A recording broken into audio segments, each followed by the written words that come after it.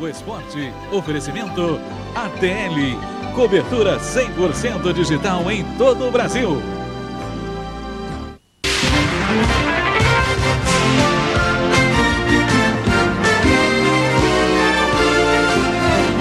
Boa tarde! Para a decisão do Campeonato Brasileiro ficar ainda mais saborosa, o Globo Esporte vai pôr um pouquinho de pimenta. É com você, Maurício Torres. Boa tarde, Regis. Boa tarde para você. Coitado do sanduíche, hein? Por essa você esperava? Na semana da decisão do Campeonato Brasileiro, fontes ligadas a Romário afirmam que seria muito bom ele jogar na Libertadores pelo Corinthians. Essa é umazinha das atrações de hoje. Tem um recorde mundial de mergulho. Carrinhos muito rápidos, viu? E aquela acompanhada básica dos preparativos de Santos e Corinthians para o partidaço de domingo. O Globo Esporte começa hoje uma série sobre o desempenho dos grandes times cariocas em 2002. Vamos mostrar o que os dirigentes pretendem fazer para recuperar o prestígio do futebol do Rio. Tarefa complicada, ainda mais para quem vai enfrentar a pedreira da segunda divisão. 2002, um ano para ser esquecido pelos botafoguenses. E dá para esquecer? A gente não consegue passar para todos qual é a real situação do clube. E não é o fato de estar na primeira ou estar na segunda que muda a situação do clube. Nós estamos vivendo um momento realmente na corda bamba. O time começou a balançar no torneio Rio-São Paulo. As chances de classificação acabaram depois de uma derrota para o América, que até então não tinha vencido ninguém. E o Botafogo foi o único dos grandes do Rio a ficar de fora da Copa dos Campeões. Na Copa do Brasil, a eliminação veio nas oitavas de final, diante do Paraná. Os insucessos do primeiro semestre levaram a diretoria a desmontar o time. E no Campeonato Brasileiro, acabou acontecendo o que já vinha se desenhando nos últimos anos. O principal fator que fez o segundo semestre do Botafogo ser terrível foi isso. Acho que uma mudança muito radical. Acabaram com o time todo do primeiro semestre, montaram outro time, sem tempo para treinar, sem tempo para se entrosar, e o resultado foi o que nós vimos.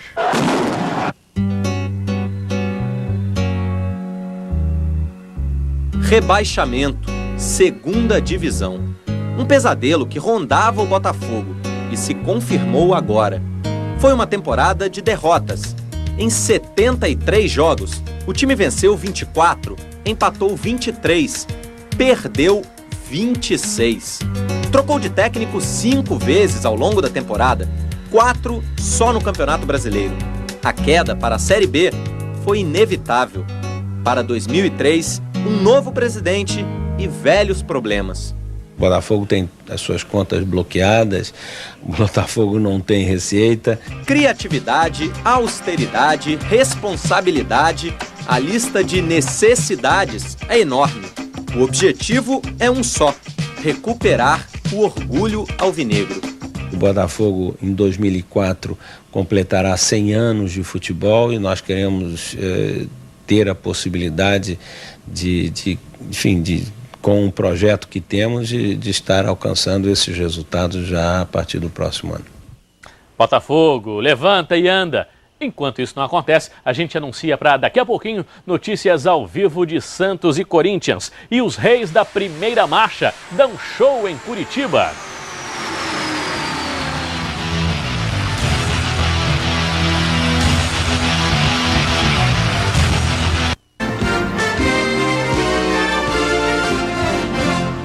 Chegar a mais de 300 km por hora sem trocar de marcha, só com carros muito especiais.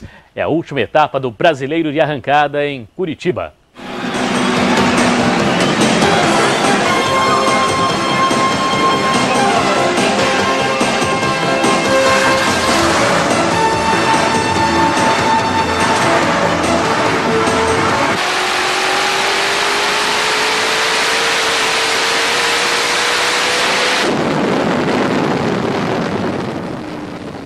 O Autódromo Internacional de Curitiba é o único que tem 402 metros de reta em concreto. É a única pista de arrancada oficial no país. E é aqui que 285 pilotos brasileiros se divertem pra valer. E como brincam! Preste bem atenção nesses carros na linha de arrancada. São o Dragster de Maurício de Barba com 2.700 HP de potência e o Funny Car com 2.800 HP de Luiz Alberto Fontana, já campeão da temporada na categoria Light. Fontana atinge 336 km por hora em apenas 6 segundos e 7 centésimos. Fazia 20 anos que estava esperando por esse momento. É um momento muito bom. São prazeres de poucas pessoas. Eu, graças a Deus, sou um felizardo. De Barba chega aos 246 quilômetros em 7 segundos. E ele assusta o público. Repare como no fim da reta, ele chega perto da mureta.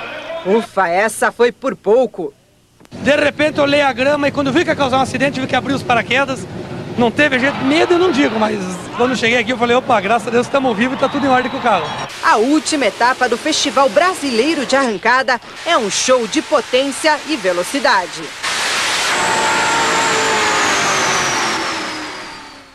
Depois das arrancadas, agora que tal uma corridinha de automodelismo de fenda?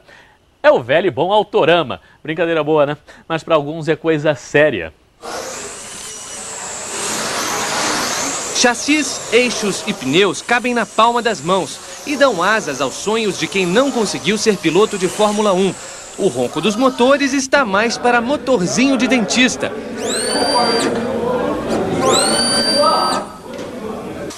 Mas quando os aceleradores despejam potência, os carrinhos respondem, desafiando a física nas curvas e testando também o pescoço dos pilotos, que repetem o mesmo movimento a cada 3 segundos. Na pista, carros perfilados para mais um desafio.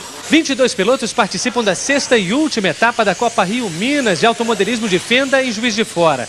Na pista, os carros do Grupo Zero, que chegam a desenvolver, em média, 80 km por hora. Na briga pelo título, 2 favoritos. O atual campeão da Copa Rio Minas, Alexandre Muniz, briga pelo bi. O outro candidato é Marcelo Junqueira. Nos treinos, o carioca Alexandre Muniz consegue a pole, mas na corrida a vitória é de Marcelo Junqueira. Os dois terminam a Copa Rio Minas empatados com 135 pontos, mas o título fica com o Junqueira, que venceu 3 etapas, contra 2 de Muniz. E na hora de falar sobre a vitória, ele desconversa no melhor estilo mineiro. A gente, na realidade, vem para brincar, né? E é lógico que a gente faz o investimento da gente, espera ter um resultado melhor possível. Mas o que acontecer tá bom demais, ninguém estressa com isso, não. Incrível, né? Média de 80 km por hora. Mas o Globo Esporte consultou Márcio Carvalho, um mestre em matemática, para descobrir qual seria a velocidade proporcional. Ou seja, se as pessoas fossem pequenininhas, proporcionais ao tamanho do brinquedinho, do carrinho, qual seria a sensação de velocidade? Faz conta dali, multiplica de lá. Olha só a resposta, mais de 2.000 km por hora. Já pensou? Louco à solta no Oceano Índico, mais precisamente na cidade de Madras, na Índia. O policial Velu Murugan era candidato a quebrar o recorde de altura em mergulhos. Ele subiu em uma escada de 38 metros. Se concentrou e... Jerônimo! Repare que o maluco da vez perdeu a posição e acabou caindo de barriga em vez de cabeça. Mas Velu Murugan nada sofreu, saiu inteirinho da água. E depois de um exame cuidadoso, o policial comemorou o feito. A antiga marca pertencia ao mexicano Ricardo, que em 1934 pulou de uma altura de 35 metros em Acapulco. Ricardo era um clavadista, como são conhecidos os mergulhadores de Acapulco. Mas a barrigada de Velu Murugan ainda não é oficial. Ela tem que ser reconhecida pelo livro dos recordes.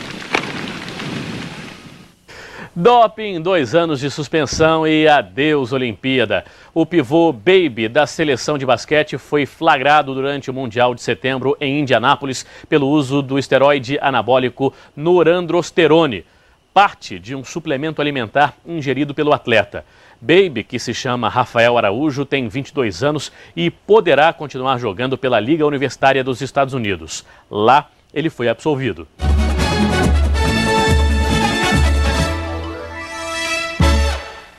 Vasco, Flamengo, Fluminense, todos de olho em Romário, mais uma vez. E mais uma vez, um time corre por fora. Logo qual? Quando o dia 29 de janeiro de 2003, uma quarta-feira chegar, Romário vai completar 37 anos. Mais idade, mais responsabilidade para o fisioterapeuta Fábio Marcelo, quem Romário visita quando não treina. Há 4 anos, ele vem trabalhando para prolongar a carreira do artilheiro. Até que idade Romário vai aguentar jogar, tendo bom rendimento, sem o risco de lesões? Com qualidade, do jeito que ele vem jogando, mais uns 3 anos aí. Fábio cuida do corpo, Luiz do bolso. Há 7 anos, fala e assina por Romário. As propostas mesmo, assim, que foram ofertadas para nós, vieram de clubes no estrangeiro que eu prefiro não dizer, não citar nomes, até para não desmerecer. Mas houve clube da França oferecendo $2 milhões pelo ano. Outro da Itália oferecendo 2,5 milhões. Clubes do Oriente Médio oferecendo o dobro disso por um ano de contrato. Nada disso sensibilizou Romário. No computador do empresário Luiz Eduardo Ferreira de Moraes chegam propostas de clubes do exterior para ter Romário em 2003.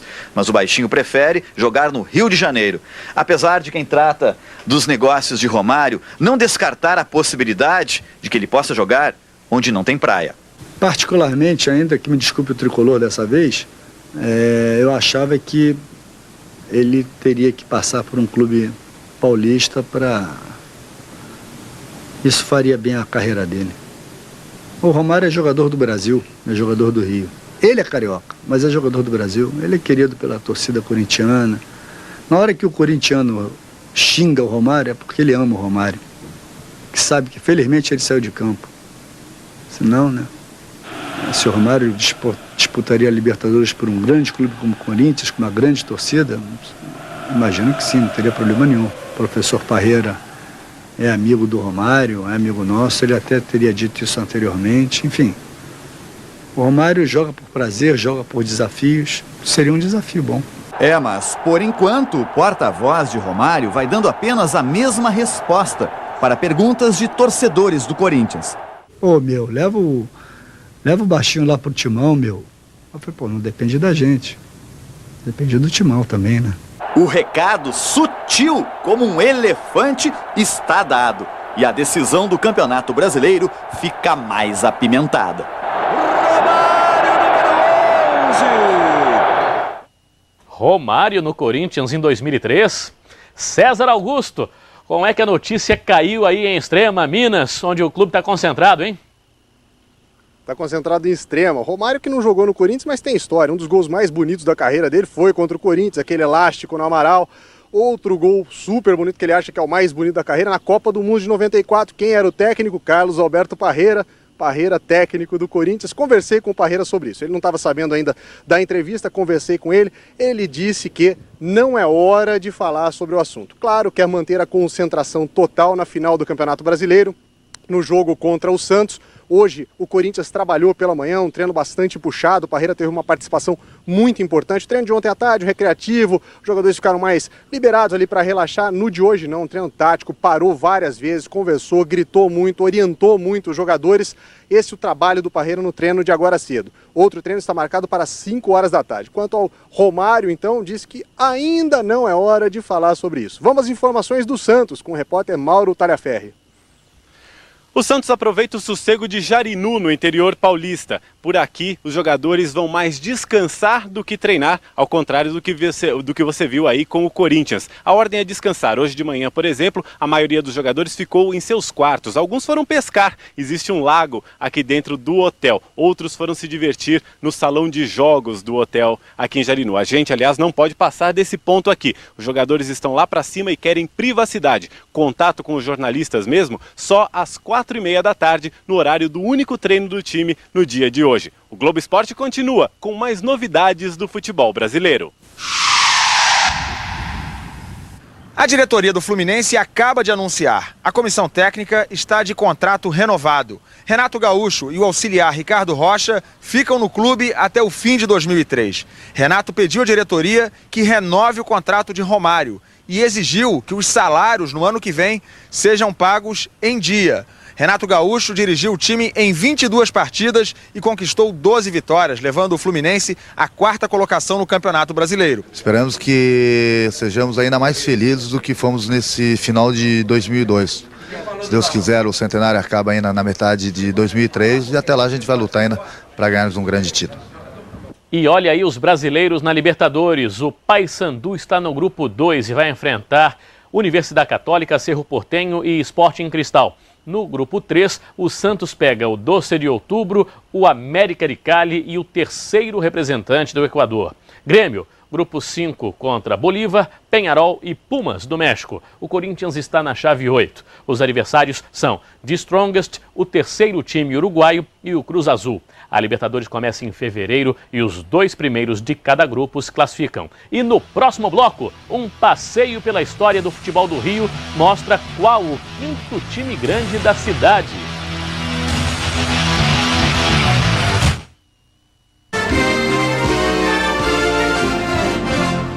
As eliminatórias sul-americanas para a Copa de 2006 vão continuar no esquema todos contra todos, mas a Confederação Sul-Americana quer inovar. Para evitar o desgaste dos jogadores que atuam na Europa, seriam realizadas 2 partidas em uma semana para cada seleção. Vale lembrar que o Brasil, apesar de campeão, terá que disputar uma vaga para o Mundial da Alemanha.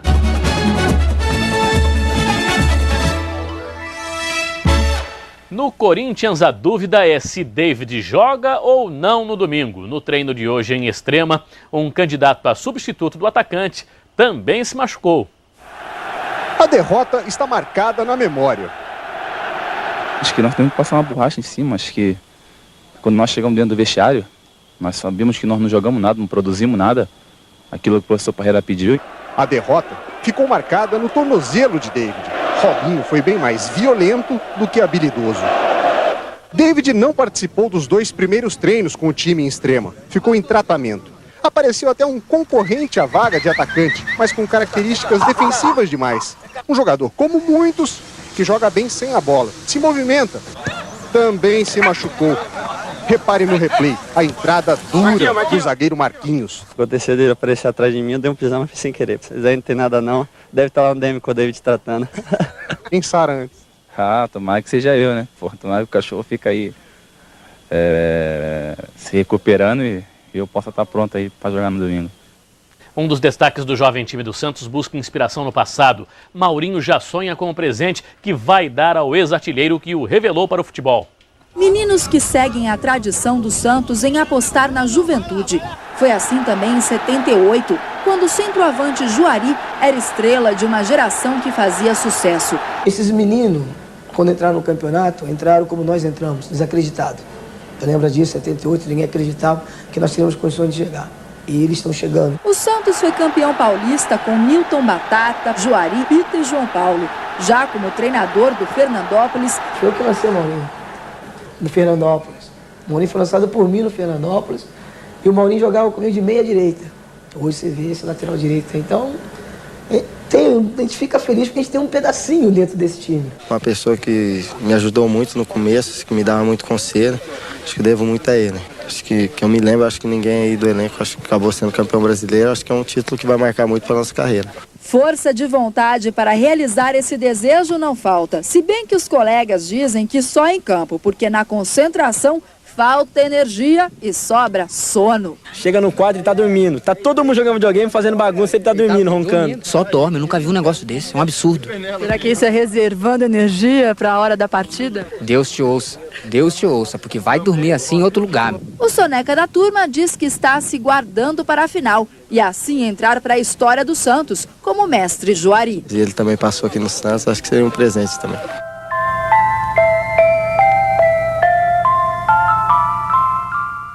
Rio de Janeiro e Santos é um antigo caso de amor mútuo.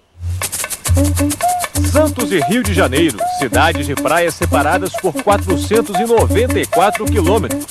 Mas na arquibancada os torcedores parecem bem próximos. Para os cariocas, não há dúvida de quem será o campeão. Santos já ganhou. Santos. Geral é santista, geral. Santos. Diego e Robinho, pô. É o melhor futebol, mais bonito, né? Agora quem dá bola é o Santos. O Santos é o novo campeão. A ligação do Santos com o Rio vem de longe. O Maracanã foi cenário de capítulos importantes da história do clube nos tempos de Pelé. O bicampeonato mundial em cima do Milan foi conquistado aqui em 63. Foram 2 jogos, 4-2 e 1-0. 150 mil pessoas em cada partida. Mas por que o Santos não escolheu a cidade de São Paulo para decidir um título tão importante? Porque ele sentiu que no Rio teria muito mais torcida do que em São Paulo. Achou que a sintonia com o Rio parou por aí? Adivinhe onde foi que o Peixe conquistou o último título? Em 97. Em cima do Flamengo, no Maracanã. A simpatia dos cariocas pelo Santos aconteceu um pouco graças à Garrincha. Para quem não era torcedor do Botafogo na época, ver Pelé em campo era a esperança de ver o rival perder. A torcida sofria com os dribles espetaculares do Garrincha. Então, quando apareceu o Pelé aí, essas torcidas todas se uniram e adotaram o Santos como vingador. Um dos gols mais bonitos da carreira de Pelé também foi marcado no Maracanã. Santos 2, Fluminense 1, em 61. Só não há imagem desse gol. O diretor Aníbal Massaini reconstituiu o lance nas filmagens de Pelé, o atleta do século. Essa obra de arte deu origem à expressão gol de placa. Sempre que vinha ao Rio, a delegação santista se hospedava neste hotel na Praia do Flamengo. O hoje maître do restaurante do hotel, Seu Martins, de 67 anos, era garçom e serviu ao rei do futebol durante muito tempo.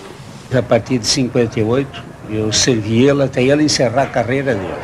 No dia em que Pelé marcou o 1000º gol contra o Vasco, no Maracanã para variar, Seu Martins voltou no ônibus do Santos para o hotel. A volta foi um tumulto terrível, né? Todo mundo queria ver, todo mundo queria entrevistar, todo mundo queria conhecer. Pelé deu ao hotel esta placa de presente. Que saudade, hein, Seu Martins? Aqueles tempos passados não voltam mais.